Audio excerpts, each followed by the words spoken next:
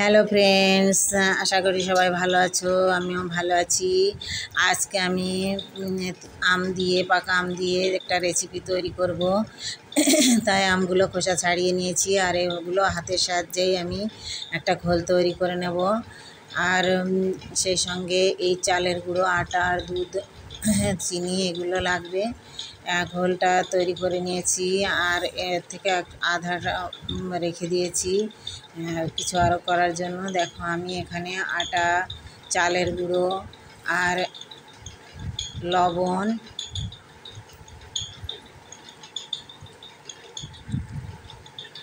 দিয়ে দিলাম, আর কিছু স্বাদ মতো চিনি দিয়ে দিচ্ছি।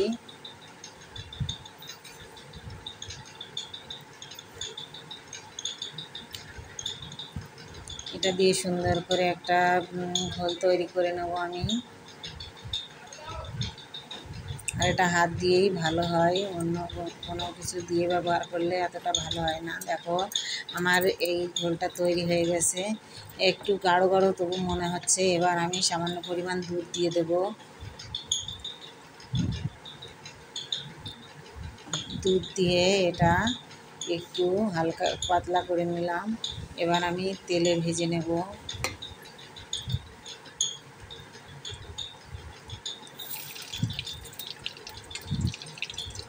দেখো কত সুন্দরভাবে ফুলে উঠেছে। আর এই আমের পিঠেগুলো খুবই সুন্দর লাগে।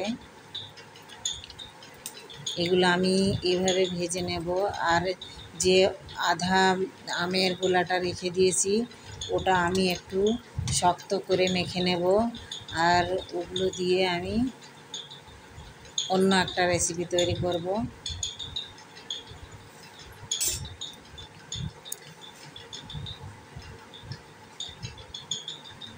ও এর মধ্যে একটা জিনিস দিতে আমি ভুলে গেছি। এর মধ্যে আজওয়ান অথবা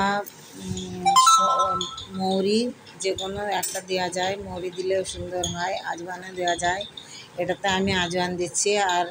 আর একটা যেটা বানাবো ওটাই আমি মৌরি দেব। এতে সুন্দর একটা সেন্ট বের হয়। দেখো, এই পিঠেগুলো আমি ঠিক এরকম করে ভেজে নেব। কত সুন্দর মোলায়েম আর টেস্টি। আর আরেকটা যে তৈরি করেছিলাম আমি ডোটা, সেটা থেকে আমি এভাবে আর একটা পিঠে তৈরি করে নেব। দেখো আমার পিঠেগুলো কেমন লাগছে। ভালো লাগলে লাইক কমেন্ট করো।